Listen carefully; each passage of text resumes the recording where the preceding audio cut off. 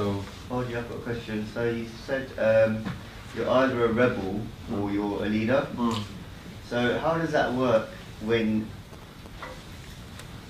you're matna taking to Guru? Yeah. And Guru's not your teacher, because that's the wrong word. But essentially, you're still within a system. You're within the system of Sikhi. So how do you balance the two? Like, no, you're a follower of him. But basically, it's like this, yeah. You got Sikhs and you got Khalsa. The Khalsa are no longer Sikhs. Khalsa are now part of the Guru Khalsa Panth. They've taken Amrit and they become imbued with Guru. They are now the rulers of the Panth. So you are still part of the Khalsa Panth. Yeah, you are still a ruler in the sense that the Khalsa Panth is sovereign. But the Sikhs nowadays, like the general Sikh population, doesn't see the Khalsa as their Guru. They did in those days. If you done something wrong, you went in front of the Panth Pyare and you said, "We done this wrong. What do you think?" When you had a problem in the Panth, you went to the Khalsa. They sorted it out, right? And they did it. So the Khalsa Panth wasn't like this nowadays. Oh, I tell you what we should do. Let's organize a protest. So get down to Hyde Park. Yeah. Can you get some coaches? Can you get some coaches? All right, great. Pump it on radio. Pump it on the TV. Let's all get into Hyde Park. Walk to the town, holding up coffins. That will show them. Sirhind, then Banda Singh Bahadur set out from down south when Guru Gobind Singh said, "Go and ujardo from the roots." 9 months, Banda Singh Bahadur destroyed Sirhind. Totally took it over. He instituted a complete change of the landowning system. Took all the land of the ruling masses, gave it out to the people that actually tilled the land. It was a revolution.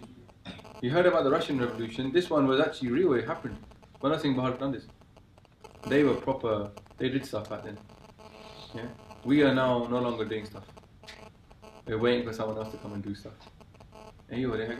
So yes, even if you read Rousseau, yeah, have you heard of Rousseau, French philosopher? Anyway, social contract. He says that an individual can still remain sovereign if they submit their sovereignty to a collective. So the Khalsa is still sovereign, but they renege their sovereignty to a collective, which they are part of. The Khalsa always has a voice within the Panth, but the Panth is who they accept as their Guru. And even Guru Gobind Singh Ji accepted the Panth as their Guru. And even Guru Gobind Singh tested the Khalsa. You know this? Guru Gobind Singh tested the Khalsa to see if the Khalsa was prepared to step up to the job of being the Guru. He did stuff like he would walk past and there would be a grave of a Muslim, yeah? You know the Muslims, they have their graves and the people pray to them. Maharaj will go matha take. Yeah? It's against our rules to bow to any dead body, yeah? Right? So it says it's against Bani. Maharaj will go and do it. And then he'd see what the Singhs would do. Yeah? If the Singh said that was wrong, what are you doing that for? Yeah? That's not our red. Then they would fine him. If they fined him for doing the wrong action, then they were being sovereign. If they're too scared to fine him, then they're no longer the Khalsa. They haven't accepted their position as the Guru. Because if the father doesn't discipline his child, who else is going to discipline him? You're waiting for somebody else to come and discipline your child? No. So nowadays, what do we do as Sikhs? If someone does something wrong, oh, I don't know, I don't want to say nothing, it's bad. The Panj Pyare had the guts to stand up and say, this is wrong. Ranjit Singh, the kingdom of Punjab is ruled by the guy called Ranjit Singh, yeah? Ranjit Singh marries a Muslim girl, a prostitute, right? He gets called up because Sikhs are never supposed to marry Muslim women. And he gets called up to Akal Takht. He refuses to go. Akali Phula Singh was in charge. Akali Phula Singh and them, they said, his Hukumnama said, no one is to talk to him. He's the king of the country, yeah? He runs the kingdom from Afghanistan to Tibet. They said, no one is to speak to this guy. So in the morning, Ranjit Singh comes out of his bedroom, and the guy at the door, who holds his door open for him, blanks him. He goes horse riding, the guy who's holding the horse blanks him. He's like, I can't rule my kingdom this way. No one's talking to me. So then he goes to Akal Takht, and he took a whip lashing. That's what his punishment was. He accepted it. So the Khalsa at that time was strong enough to call the king down. Yeah? We lost that whole akkad in it.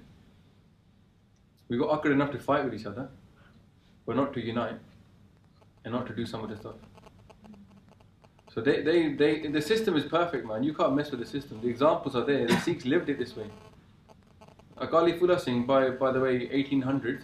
That was 100 years after Guru Gobind Singh Ji was, Jyoti Jyot. They still had that spirit. And Ranjit Singh was partly responsible for the power of the Khalsa going down. He stopped the Sarvat Khalsa meeting. Because the Khalsa before used to meet every 6 months. And in Vaisakhi, in Anandpur Sahib, and in Diwali, in Harmandir Sahib. Every year they used to meet 6 months. And there used to be a plan, like what we're going to do in the next 6 months. Okay, fine, you action that, and I'll see you in 6 months' time, and we'll see what happened. They met together, and they got stuff done. How do you think we survived, man? We had 2 massive, Holocausts. We're still around. We survived this way. The Khalsa kept us going. So yes, we are still sovereign. Yeah, but the Khalsa needs to understand who it is. Yeah, we made it a weekend part-time thing. In that time, it used to be you die, you become an Amritari Sikh, you sign your death warrant, because they will come for you. But they still done it.